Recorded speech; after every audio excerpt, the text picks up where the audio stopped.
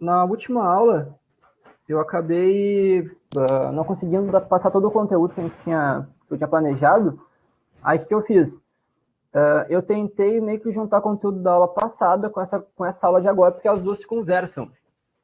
Então, não se preocupem que não vai ficar faltando nada da aula passada, porque a gente vai ver nessa aqui também, beleza? Bom, perto, mas não colado, beleza? Outra coisa, as áreas, né, as terras ao redor desses rios, nesses vales, elas são terras férteis. Por quê? Porque são banhadas, né? Então a gente consegue ver que não só a disponibilidade de água que esses rios geram, mas também o fato de tornarem as terras ao redor desses rios mais férteis, beleza? Ou seja, o desenvolvimento da técnica agrícola e irrigação, a construção de canais para irrigar, as técnicas de coordenar o fluxo de água, certo? São as primeiras técnicas que desenvolvidas que possibilitam cada vez mais produzir, certo? Com isso, a gente tem, então, uma agricultura de subsistência, basicamente, né? Esse é uma forma de produção agrícola, é uma agricultura de subsistência, certo? O que é interessante pensar? Nesse primeiro momento, não se tinha um excedente produtivo, né? O que eu quero dizer com isso? Não se produzia mais do que se precisava. Olha, precisamos de tanto para a gente comer nesse momento e precisamos de um estoque para o inverno. O inverno não vai dar para a gente plantar, é muito rigoroso. Então, a gente tem que ter um estoque. Mas se produzia isso, galera, e assim, ó, finito, já era. Não se colocava mais tempo, mais trabalho nisso. Era só para o necessário. O que caracteriza essa palavrinha aqui, essa expressãozinha, o comunismo primitivo? É uma forma de produção, é um modo de produção, certo? O que é um modo de produção, minha gente? É uma forma de produzir. Uma forma de produzir tem a ver com a força de trabalho, certo? E com as relações de trabalho. Por que comunismo primitivo? Pela não existência de classes, certo? E a divisão técnica do trabalho, né, ainda não era uma divisão social do trabalho. O que eu quero dizer com isso? Ao longo do tempo, a divisão técnica se torna uma divisão social. Ah, que massa aí, ó, fazendo um crossover aí, ó, fazendo uma dobradinha. Massa pra caramba. E isso é interessante, olha, porque não se tinha, né, não se tinha, se chama de comunismo primitivo, porque se trabalhava, o que se produzia era para a comunidade, né? Não tinha essa diferenciação social ainda. O caçador não era mais importante que o artesão que fazia o pote lá, a panela, para tu tá cozinhando a carne que ele caçava. Os dois tinham a mesma importância, certo? E outra coisa importante, né? Não tinha diferenciação em classes ainda, obviamente, por não ter essa divisão social. E tudo que era produzido era para suprir as necessidades da comunidade. Suave? Beleza. Aqui a gente tem um exemplo também, peguei, ó, uma bacia muito importante, ó, que é a bacia amazônica, né? A bacia amazônica tem o rio aqui, né, que percorre basicamente toda a Amazônia. O Brasil, banhado por isso, a Bolívia, Peru, Equador, Colômbia um pouco, Venezuela. Venezuela não se chega a pegar, aqui no mapa não aparece que não. Mas então, a gente pode ver que toda essa porção norte da América do Sul, ou pelo menos uma boa parte dessa porção norte, é banhada pela bacia amazônica. Não à toa, a gente vai ter uma boa gama aí de povos nativos, né, de diversas etnias que se estabeleceram por essas bandas aí do norte da América do Sul, desculpe, certo? Então, o que a gente consegue interpretar? Que essas primeiras civilizações, essas primeiras cidades, elas têm uma relação muito forte com a disponibilidade que o meio dá para ela, certo? Conforme a gente vai se estabelecendo, a gente vai desenvolvendo técnicas, vai aprimorando essas técnicas. Lembre que uma agricultura de subsistência, minha gente, ela não necessariamente é uma agricultura rudimentar, entende? Por ela muitas vezes ser vinculada a simplesmente suprir as suas necessidades, as necessidades da família, do grupo, etc., não se tem uma grande necessidade de estar desenvolvendo cada vez mais as técnicas e tudo mais. Mas, quando a gente pega, por exemplo, hoje, né, com a agricultura familiar, por exemplo, né, que é uma agricultura pode se caracterizar como uma agricultura de subsistência, mas essa agricultura de subsistência, né, da agricultura familiar, que é, por exemplo, os agricultores que abastecem o RU, né, e da UFPEL, para pensar, pô, mas se essas subsistências não produzindo só para si mesmo, só para eles consumir, como é que eles estão botando comida também no RU? Porque, minha gente, se tem, né, hoje a gente consegue, se tem essa agricultura familiar, produz um excedente. O negócio é, você não produz para elas consumir, diferente de um latifundiário que produz só para exportar, beleza? E como eu estava dizendo, não é necessariamente um sinônimo de uma agricultura atrasada, não desenvolvida, certo? Se tem um desenvolvimento técnico, a questão é, muitas vezes não se tem necessidade de ser imbuída, de ser mergulhada, de ser embebida em avanços tecnológicos contínuos para cada vez produzir mais, meu Deus do céu, porque a lógica do latifúndio é essa, exportar cada vez mais, gerar mais lucro, enquanto a da subsistência não necessariamente, beleza? Dito isso, a gente pode passar para um novo modo de produção, ó, que é o modo de produção asiático. Aí a pergunta é, pô, é modo de produção asiático, mas aqui tem só as coisas da América do Sul. Aqui da América e aqui mais especificamente, né, da América Central, América do Sul e um pouco da América do Norte. Por que, então, modo de produção asiático? Porque se estudou primeiro, né, os povos asiáticos com esse tipo de produção. Mas, novamente, é o modo de produção que apareceu em diferentes partes do mundo, né, em diferentes partes do globo, como essa mesma formação, esse princípio de formação de cidade. O que é interessante, o que diferencia, né, esse modo de produção com a questão da cidade, de formação das cidades.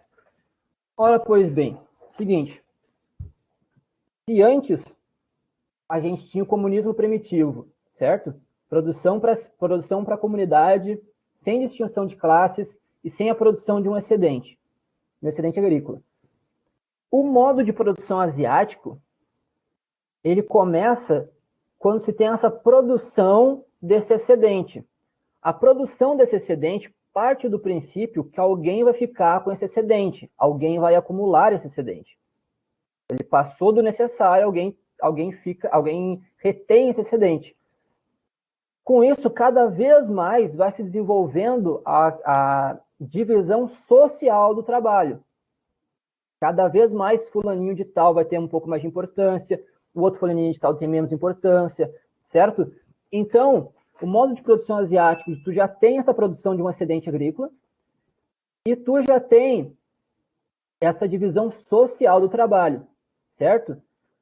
Com isso, o que acontece? Pelo que se caracteriza esse modo de produção? Se tu tem a divisão social do trabalho, quer dizer que tu tem uma hierarquia social. Pessoas são mais importantes do que outras pessoas, certo? O modo de produção asiático, ele se baseia em uma classe de aristocratas que detém o poder sobre a terra, a propriedade sobre a terra, e uma classe de pessoas que não tem a propriedade da terra, apesar de ter acesso à terra, certo? São uma gama imensa de servos, por exemplo. Esses caras trabalham na terra e mandam seu excedente para esse detentor, que cada vez acumula mais, para essa classe de aristocratas, que cada vez acumula mais, cada vez tem mais poder.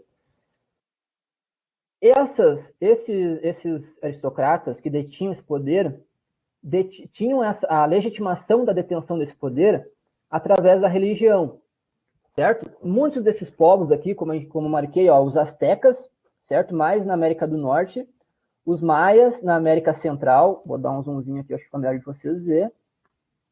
Ó, os astecas, aqui, beleza? Primeira flechinha. Os maias, dessa segunda flechinha aqui. E os incas, aqui na América do Sul. O que rola aqui, minha gente? Por que focar nesses três aqui, né? Esses três são os mais expressivos e mais conhecidos povos pré-colombianos, né? Todos esses povos aqui, eles tinham uma ligação dessa classe aristocrata como sendo, em alguma parte da história deles, representantes de Deus, né, do Deus Sol, enfim, não me lembro das especificidades dos deuses. E em outro momento, eles eram a representação do próprio Deus, certo? Eles têm uma diferenciação assim, às vezes apenas representante, às vezes um descendente direto de Deus, certo? Que é uma lógica já bem conhecida, isso já é bem... a gente já tem uma certa noção disso, né? Não raro isso acontece na história, o detentor do poder legitima seu poder através de alguma justificativa religiosa, né? Isso aconteceu com os próprios reis, Inglaterra e tudo mais. Aqui não é muito diferente. Um ponto importante da produção estrutural, aí focando no que o Marcelo Lopes de Souza, que é um geógrafo, chama de substrato espacial material. São as casas, as ruas, né, aquelas coisas materiais, certo? O modo de produção asiático, ele se baseia numa produção de estruturas gigantescas, por isso que a gente tem pirâmides gigantes, tem templos enormes. Aqui tem alguns dos exemplos, né, que Machu Picchu, bem conhecido, né? A gente tem a imagem de Machu Picchu bem fresca na cabeça. Quem não tiver, vale a pena procurar, é muito interessante ver aquela construção, né? Principalmente aqui na costa da América do Sul, porque é um lugar extremamente montanhoso, né? De dobramentos modernos. Então, é interessante pensar como eles conseguiram construir lá, né? Enfim, uma grande produção de excedente, um poder centralizado, socialmente, politicamente centralizado, economicamente também, com grandes construções, certo? Isso gera o quê, minha gente? Uma aglomeração de pessoas em torno disso. Por quê? Qual que é a lógica, né?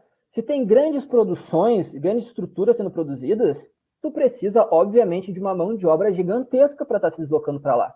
Pare para pensar que às vezes as pedras que estão carregando é gigante, precisa de uns 3, 4 irmãos para carregar esse negócio.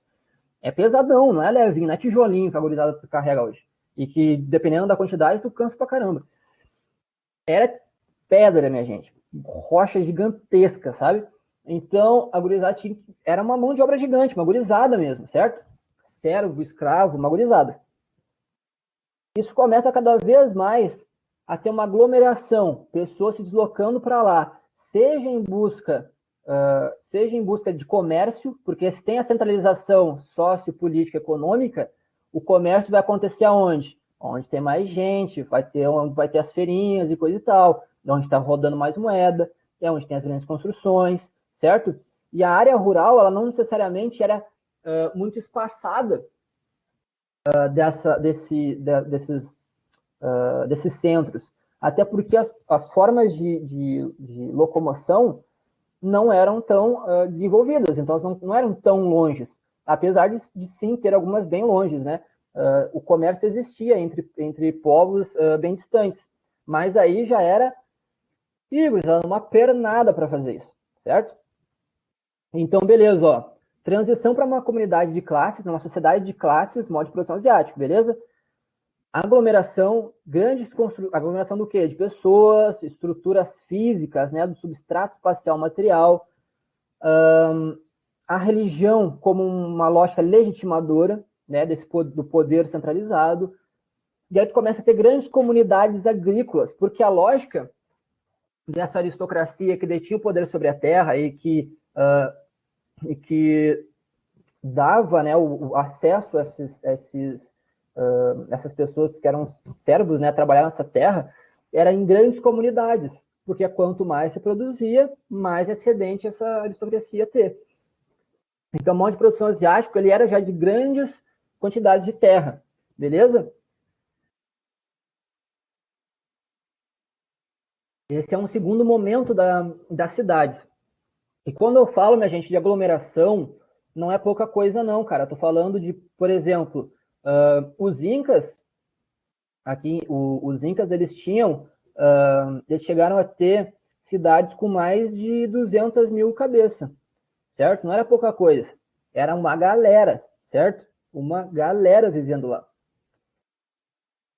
Bom, vamos passando adiante. Lembrando, qualquer dúvida, por favor, professor, não ficou bem explicado isso, não entendi como isso aqui se dá. Por favor, não esperem eu estar parando, podem chamar aí, me cortar que eu respondo, não tem ruim, certo? Uma outra lógica que se faz, e é interessante a gente pensar aqui, são os feudos, certo? Eu trouxe os feudos primeiro, né? Eu poderia estar falando da lógica romana, né? O correto é essa ordem, né? Império Romano, depois os feudos. Por quê? Mas por que eu trouxe os feudos em particular?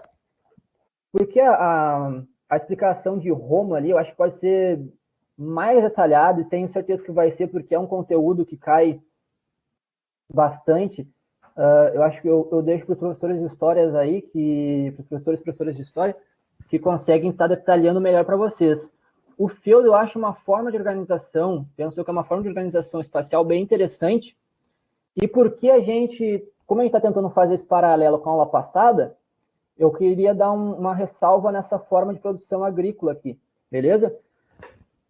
Roma, minha gente, só dando uma contextualizaçãozinha antes, né? Roma, então, é um império gigantesco, como a gente sabe, né? O mar Mediterrâneo ali foi controlado pelo Império Romano. Roma tinha uma lógica de fundiária também, grandes extensões de terra, né?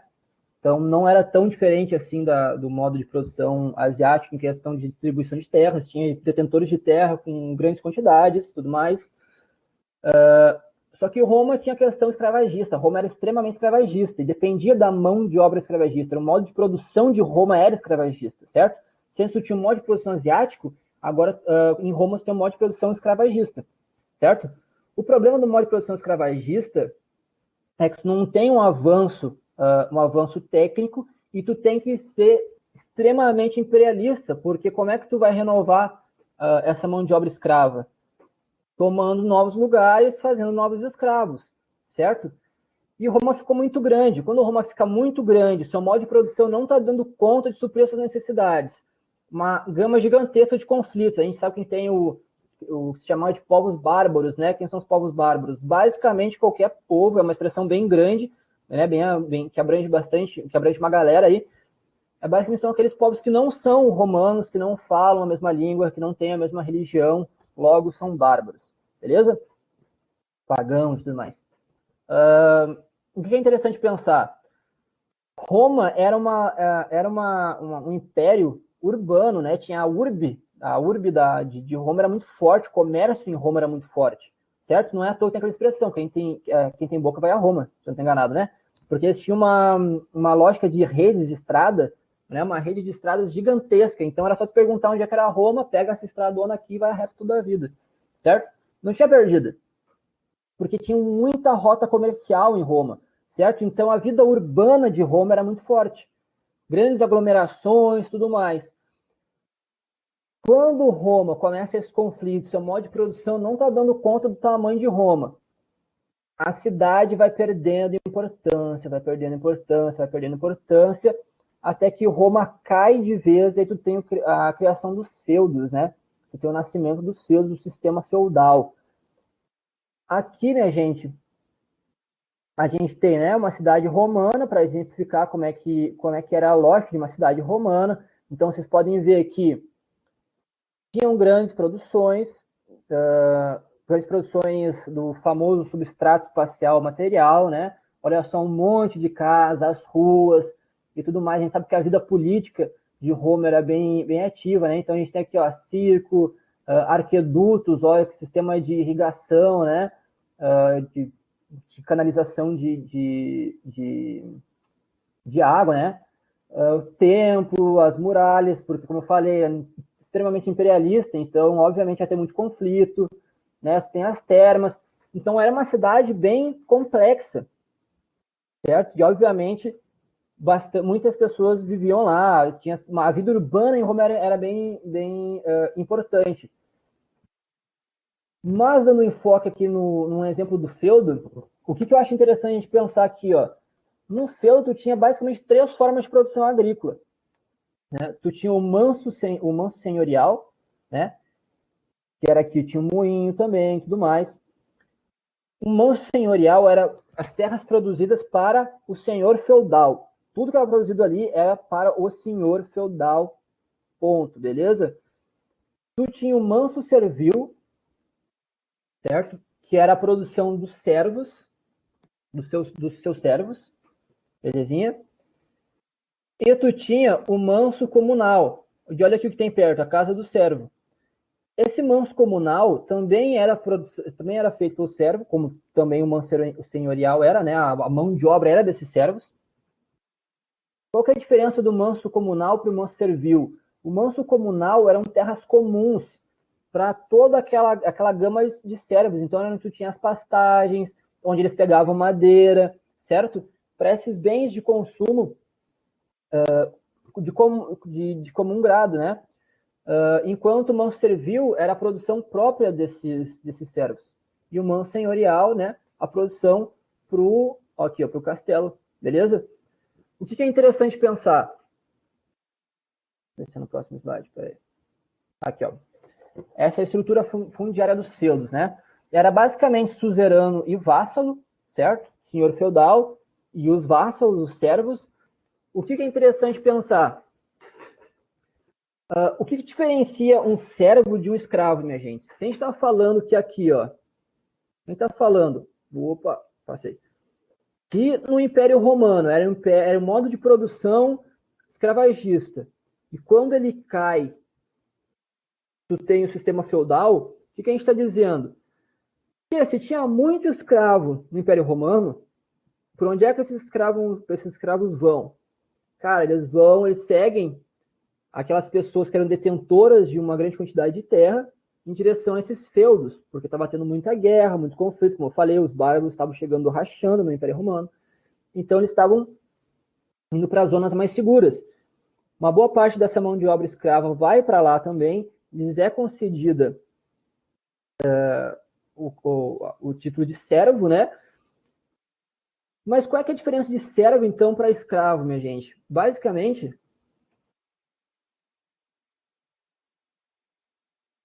se hidratem, por favor. Qual que é a diferença? O escravo, ele é uma mercadoria. O senhor feudal não pode vender um servo. O servo tem lealdade para com o seu senhor, mas o servo não é uma mercadoria. O senhor feudal não pode falar, vou te vender um servo, mas o senhor feudal pode falar, vou te vender um escravo, porque um escravo é uma mercadoria, certo? Então, essa é uma diferença importante. Essa questão da liberdade. O servo, perante a lógica social, era uma pessoa livre, beleza? Bom, o suzerano e o vassalo, né? Essa distinção clara, clérigo e tudo mais, era extremamente rígida. Ou seja, a estrutura social era estática, certo? Se tu nasceu senhor feudal, tu vai morrer senhor feudal. Tu nasceu vassalo, tu vai morrer vassalo. A lógica de ascensão social era praticamente nula, certo? Tu tinha uma lógica, então, de uma estrutura social bem rígida. Outra coisa interessante era que o comércio era bem fraco. Não era inexistente. Isso é bem interessante, porque quando eu estava no meu ensino médio, eu aprendi que o sistema feudal era basicamente sinônimo de não haver comércio. E não é verdade. Se havia comércio no sistema feudal, a grande questão é, o comércio era pouquíssimo. Se lembra que se antes a gente tinha o quem tem boca vai a Roma, e o comércio era extremamente forte, meu Deus do céu, vamos lá vender em Roma. Agora já não tem tanto essa. Mas não quer dizer que não existia comércio, certo? O senhor feudal ainda queria ter uma roupinha mais da hora que não era produzido no feudo dele. Por quê? Porque o feudo era autossustentável, certo? O feudo produzia para ele mesmo. Belezinha? Mas isso não quer dizer que não tivesse, então, um comércio. Se tinha. Por que eu coloquei essa imagem aqui? Ó? Isso aqui é o que a gente chama, é uma forma de agricultura, né? Chamada agricultura de jardinagem. Beleza? O que a gente tem que lembrar? Quando a gente fala em feudo, a gente pensa um tanto quanto ali em Roma e tudo mais, a ponto que você tem o exemplo de Roma. Mas o sistema feudal, essa lógica feudal, também existe, por exemplo, no Japão, certo? E o Japão, como vocês bem devem saber, é um país montanhoso para caramba, porque é uma ilha vulcânica. Então tem montanha para tudo que é lado. Para tudo que é lado. A ponto que se tu é uma pessoa que assiste muito anime e lê muito mangá igual eu, tu vai saber que direto nessas produções japonesas, eles falam de montanha com um tom todo místico, assim, porque era quase que uma entidade para eles. Quase não, né? Eu acho que era uma espécie de entidade para eles, assim. Se tu assistir, por exemplo, o filme da Princesa Mononoke, por exemplo, do Studio Ghibli lá. Ghibli, foi. Tem toda uma relação com a montanha e tudo mais, é bem interessante, inclusive assistam esse filme, é show de bola. A montanha, então eles tinham que se adaptar à sua agricultura a esse tipo de relevo. Então a agricultura de jardinagem é essa agricultura aqui, parece que de escadinha, sabe? Muita mão de obra, uma gurizada trabalhando nisso, certo? Porque olha os canteirinhos. Não dá para tu meter um trator ou uma vaca puxando o arado, como tinha como acontecia nos feudos, por exemplo, certo? Outro bom exemplo de obra, já que eu falei de mangá aí, um outro bom exemplo para entender a lógica fundiária de feudo, se tu gosta de ler mangá igual eu, é o Vinland Saga. É bem massa, eu tô lendo agora, e ele mostra um tanto dessa lógica cravagista, né, das produções, das técnicas, do manso servil, do manso comunal, etc e tal. Enfim, grande mão de obra aqui, também uma lógica de subsistência. Lembrem que se eu estou falando de feudo, se produzia para o senhor feudal também. Então, isso aqui é interessante. Ó. O sistema de subsistência, grande característica é produzir para o seu próprio consumo, mas não necessariamente é exclusivamente isso. Você pode ter uma produção excedente, mas quando eu falo sistema de subsistência, eu não estou dizendo que... Eu estou dizendo que uma parte importante disso é para o meu consumo. Não é como uma monocultura, que o foco é exportar, o foco é, manda para fora. O foco é venda, não vou consumir nada. Ninguém come 1.000 hectares de arroz, entendeu? Tu vende 1.000 hectares de arroz. Beleza. Aqui, ó, técnicas rudimentares, beleza? Pelo menos no sistema feudal, né? Como eu falei, técnica, quando a gente está falando de agricultura de subsistência, hoje em dia não necessariamente é sinônimo de técnica rudimentar, não pense necessariamente nisso, certo? A não ser que a questão, vocês entendam que a questão está dando por entender isso, né? Mas não é necessariamente um sinônimo, beleza? Característica das regiões de monções asiáticas, essa agricultura de jardinagem. O que é os climas de monções, né? Tu tem duas estações, basicamente, uma bem chuvosa e uma aqui de maior estiagem, e ventos bem fortes, certo? Então, essa região, ó, pode ver que aqui tem um vale embaixo e tudo mais. Chove, escoa, e aqui tu consegue manter um certo nível, né? Eles plantavam muito arroz e tudo. Bom, já passou para o próximo. Sim, coisou todo o slide. Mas beleza. Passando, então, do sistema feudal, e aqui outra coisa importante ressaltar, minha gente, aqui eu estou dando uns pulos históricos gigantescos, certo? Lembrando que o movimento histórico ele é bem mais degradê do que eu estou falando aqui, né? Tu tem o retorno dessa cidade, o retorno das cidades. Por que eu falei o retorno das cidades? Porque olha só, se a cidade era uma coisa importante no Império Romano, que acaba caindo depois com os feudos, o feudo, essa lógica da cidade, do comércio, ela vai o quê? Decaindo, decaindo, decaindo, porque o feudo é autossuficiente, né? E uma das grandes atrativos da urbe, da cidade, é o comércio. A cidade perde importância, né? E deixa de existir, basicamente, em várias partes do globo, durante essa lógica feudal aqui. Em algumas partes, né? Não no todo, pelo amor de Deus. Bom, então por isso do retorno. Quando é que é o retorno? Quando tu tem a abertura de novo das rotas de comércio, certo? Porque se os feudos eles estavam fechados em si para proteger de ataques inimigos, quando esses ataques começam a cessar, as rotas de comércio começam a o quê? A voltar à tona, voltar à tona. E aí tu tem o fortalecimento de que classe social? Dos burgos, minha gente. Né? Dos burgueses, seus burgos, seus comerciantes, certo? Então, aqui, ó, o fim dos feudos, né? Lembre-se de uma coisa importante, o fim dos feudos não é sinônimo de extinção dessas grandes extensões de terra, dessas pessoas que detinham o poder escrito, certo? É o fim da estrutura feudal como a gente conhecia, desses lugares fechados e tudo mais. E tu tem o desenvolvimento dos burgueses, cada vez mais influente, né? Com isso, tu tem o quê? Se a gente está falando que a cidade volta a ganhar força, o que acontece? Como é que é chamado aquele movimento de saída do campo e ida para a cidade? Êxodo rural, certo? Tu tem essa gurizadinha toda que estava no feudo, vendo que não estava mais dando boa ficar no feudo lá. Que olha, a nossa grande vantagem está que era a segurança contra os bárbaros, agora já não precisa ter tanto, olha, eu vou pagar o que eu tenho que pagar, fazer o que eu tenho que fazer, e quando eu puder, ó, meto o pé. Porque se lembre, o vassalo, ele era um homem livre, certo? Então, tu tem esse deslocamento dessa mão de obra cada vez mais para essa cidade em ascensão, certo? Sem contar que agora a própria terra é entendida como um produto, né? De venda e tudo mais. Conforme tu vai tendo, então, esse retorno das cidades, dessa lógica de urbe, e tu vai tendo, então, um modelo muito específico, que a gente já conversou antes, por isso não vou estar gastando muito tempo aqui, que era do quê? Das grandes navegações, que implementou a lógica de metrópole-colônia.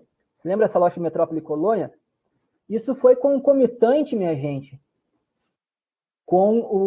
foi concomitante com esse processo de crescimento dos burgueses, certo? Os burgueses, muitos deles pediam financiamento, né, para reis, coisa e tal, conseguiam levantar um tanto de dinheiro e iam explorar os mares inexplorados até então, certo? É nessa brincadeira de avanço do comércio, cada vez mais avanço do comércio, meu Deus do céu, comércio, etc e tal, que tu tem, então, essa tomada, né, a chegada desses portugueses, por exemplo, aqui no Brasil, tu tem a chegada de ingleses na Índia, e onde tu começa a ter esse comércio das grandes navegações, né? Brasil, cana-de-açúcar, pau-brasil por quê? Né? Para a cor vermelha. Os caras estavam cometendo um genocídio gigantesco aqui no Brasil para poder pintar tapete de vermelho. Beleza? Os caras estavam matando um monte de gente lá na Índia para poder comer um tempero diferente. E era isso, basicamente. Quem é que faz esse comércio? É que ganhava muito com isso? Os burgueses, minha gente. E é nessa brincadeira de grande navegação, de genocídio, extermínio de povos, de venda além mar, de comércio, de metrópole produzindo e vendendo para a colônia produzindo, desculpe, vendendo para a metrópole, que tu tem fortalecimento cada vez mais dessa classe, que então tem o pontapé inicial para esse desenvolvimento industrial, certo? Então, as raízes da Revolução Industrial, que a gente tanto conhece, as raízes dela se dão nesse processo de que, por exemplo, Marx chama de acumulação primitiva do capital, né? Já que a aula de filosofia aí vai ser sobre comunismo, vamos citar o cara que trabalha sobre isso, né? Que escreve sobre isso. Ele fala dessa acumulação primitiva de capital, né? Feita por essas grandes navegações, que é o que possibilita a Revolução Industrial, que é que se dá início a isso aqui.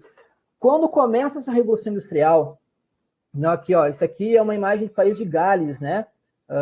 Colados na Inglaterra, século XIX, ou seja, 1800, beleza? A gente sabe o quê? A cidade ganha ainda mais força. Aí a gurizada que estava no campo remanescente tende a ir cada vez mais para a cidade, mais para a cidade. É quando tu tem uma inflação, né? Tu tem uma grande gama de pessoas na cidade. Então, aqui as cidades voltam com toda a força. E a partir dessa Revolução Industrial, a gente vê no globo, minha gente, no planeta Terra, cada vez mais a urbe ganha importância, a cidade ganha importância, a cidade ganha importância, a cidade ganha importância. Hoje, por exemplo, o planeta Terra, a maior parte das pessoas no planeta Terra se encontram em cidades. E esse processo de crescimento das cidades começa nesse momento aqui, beleza? E aí a estrutura das cidades, né, novamente citando o substrato espacial material, já começa a tomar os moldes do que a gente entende hoje como uma cidade, né? Como a gente conhece hoje a cidade. Bom, já que a gente está falando das cidades de hoje, então, né, uma das características que a gente dá para espaço urbano, eu só estava falando na aula passada de espaço rural, parte do princípio da existência, então, de um espaço urbano. O que é o espaço, como se caracteriza o espaço urbano, né? Uma caracterização que eu acho muito interessante é de ser um espaço de intensos fluxos, faltou um S ali, desculpe, de intensos fluxos, certo?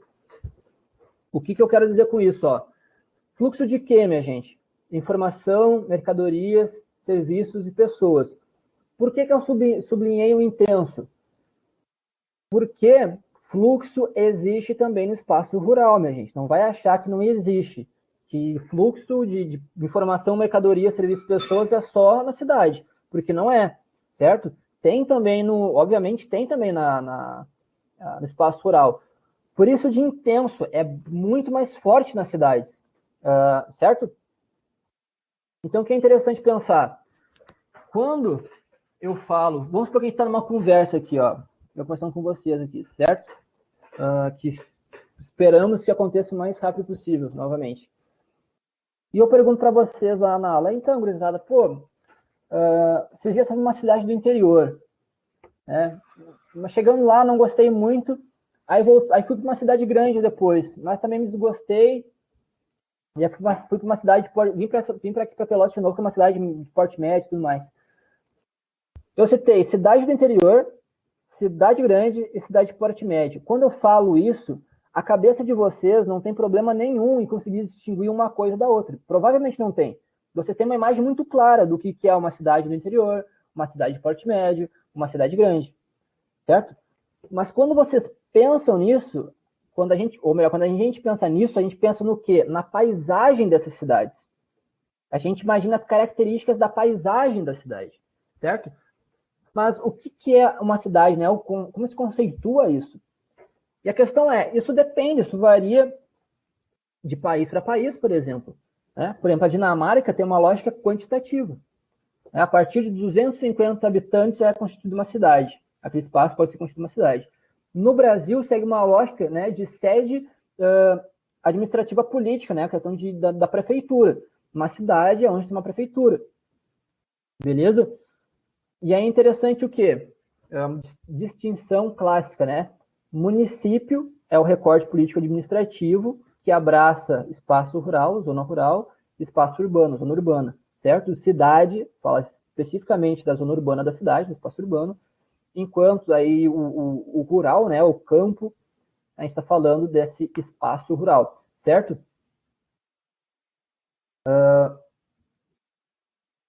Aqui, ó, alguns termos importantes. O que é importante, a gente está trocando um papo, porque esse aqui cai bastante. Então, por favor, minha gente, tirem suas dúvidas. Eu sei que essas palavrinhas às vezes confundem um tanto.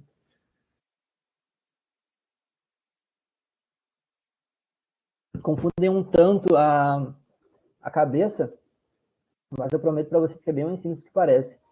Certo? Seguinte, ó, metrópole. Quando eu falo em metrópole, ao que eu estou me referindo, minha gente? Ó, a uma cidade com grande centralidade, barra polarização, barra influência social, cultural, política, econômica. Por que eu usei esses três termos? Centralidade, polarização e influência. Tu vai ver esses três termos aparecendo de tempo em tempo, certo? Então, se tu vê numa pergunta, uma cidade que centraliza serviços, não sei o quê, uma cidade que polariza, blá, blá, blá. É sinônimo de influência. Influência, eu acho que é a melhor palavra para caracterizar o que a gente quer, o que se quer dizer com isso, né? É influência social, influência cultural, influência política e influência econômica. Beleza, professor, mas ainda assim, não. Como assim influência, cara? Influência como? No que, quer dizer? Influência social, mas no que? Seguinte, minha gente. Vamos pensar assim, ó.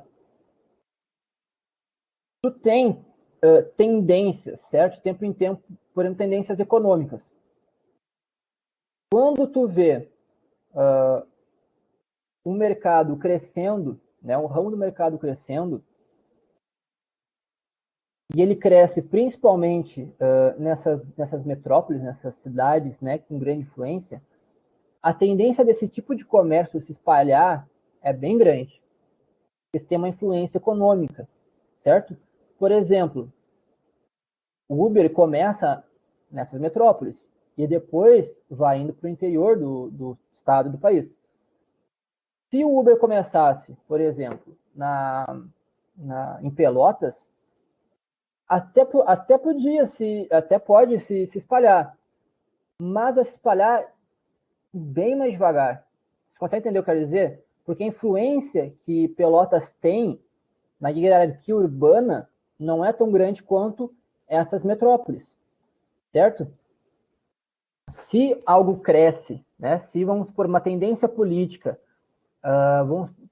vamos pegar um exemplo bem voga aí, cara. A questão de legalização da porte de arma, tá? Tem algumas cidades muito importantes no mundo que têm esse porte de arma legalizado, certo? Logo, tem uma tendência política, uma pressão política para outros lugares do mundo também passarem leis assim. Essas cidades influenciam outras cidades, certo? A nível cultural, a mesma coisa, beleza? A gente tem tendências culturais, né? A gente tem momentos aí, a gente tem momentos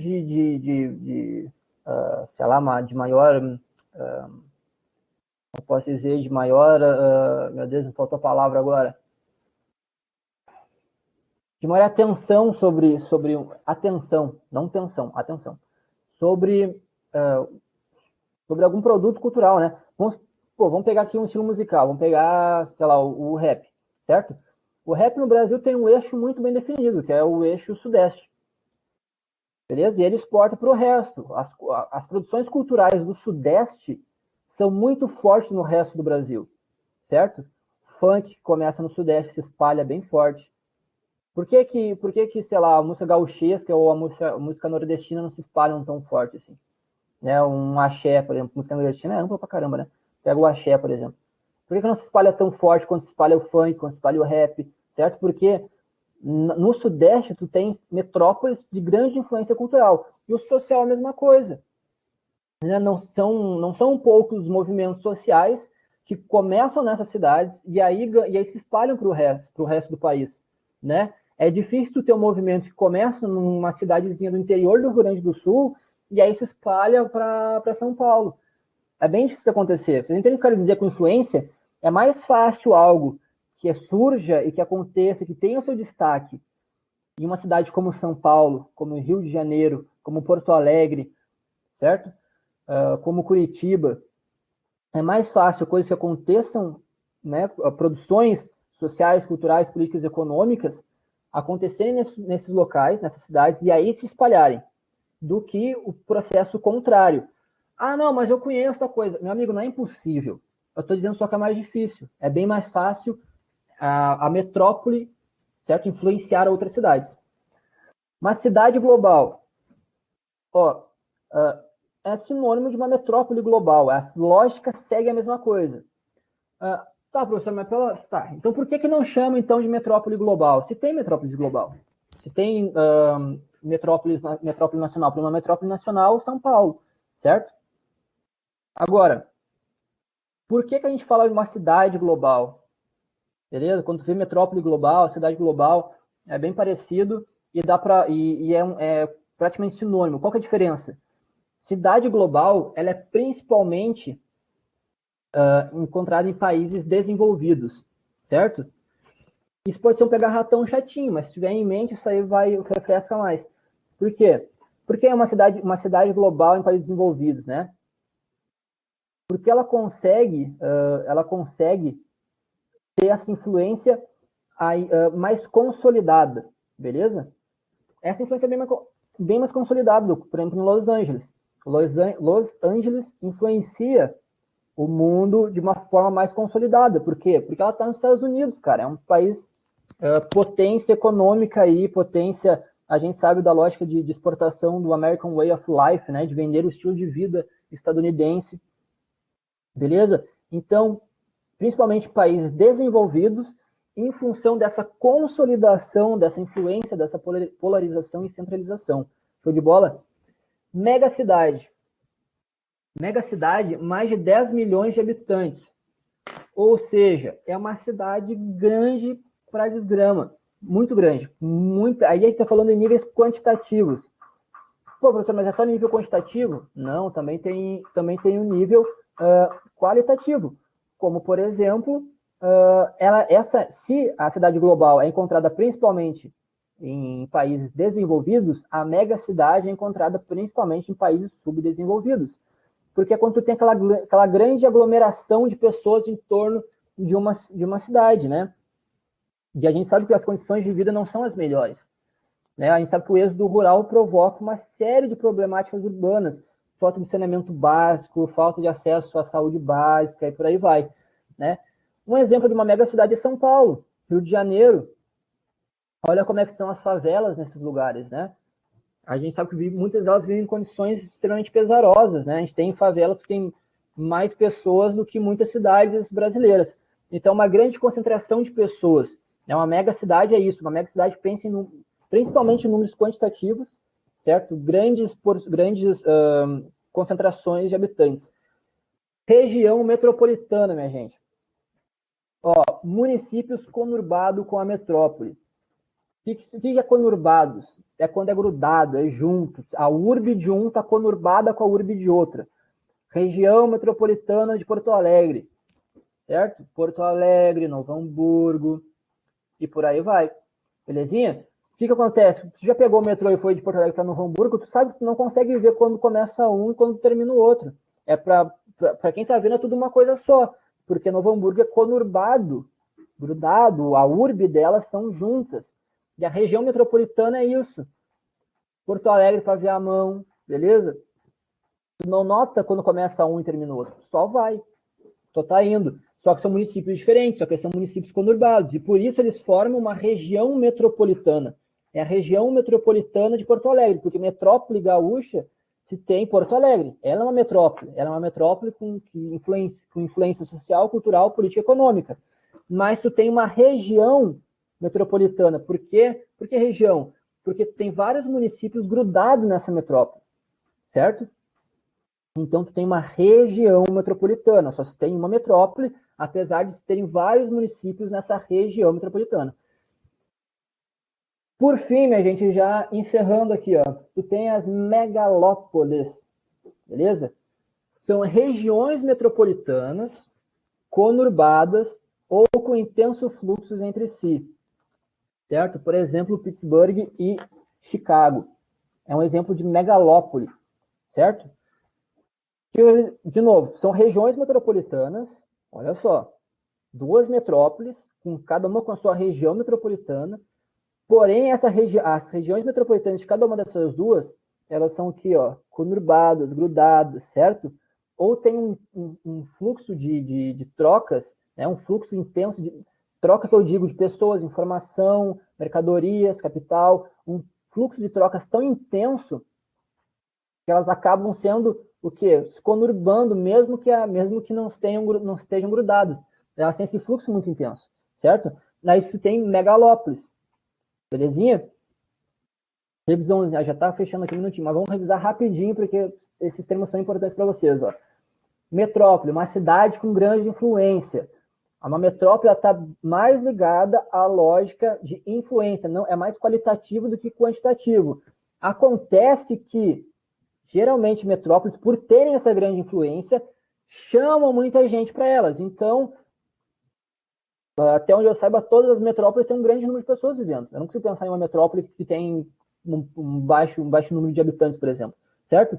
Uma cidade global, e essa metrópole pode ser nacional, São Paulo, ou global. São Paulo também é uma metrópole global. Certo?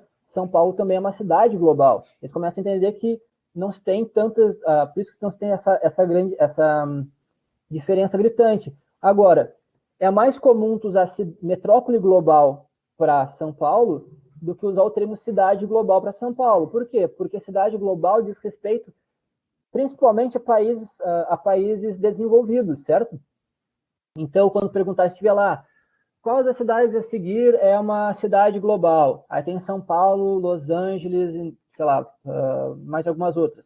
Cara, tu vai lá e marca Los Angeles. Por quê? Porque tá em país desenvolvido, beleza? A não ser que fale qual dessas cidades brasileiras. Aí, poxa, não marca Los Angeles, né? Pelo amor de Deus, não vai dar essa tristeza, esse desgosto pro professor de geografia aqui. Mega cidade, mais de 10 milhões de habitantes, certo? Principalmente países subdesenvolvidos. Então, tem um quantitativo e um qualitativo, certo? Los Angeles é uma cidade global e é também uma mega cidade, porque tem mais de 10 milhões de habitantes. Eu acho que tem mais de 10 milhões de habitantes, agora não lembro. Mas provavelmente tem. Putz, agora não lembro.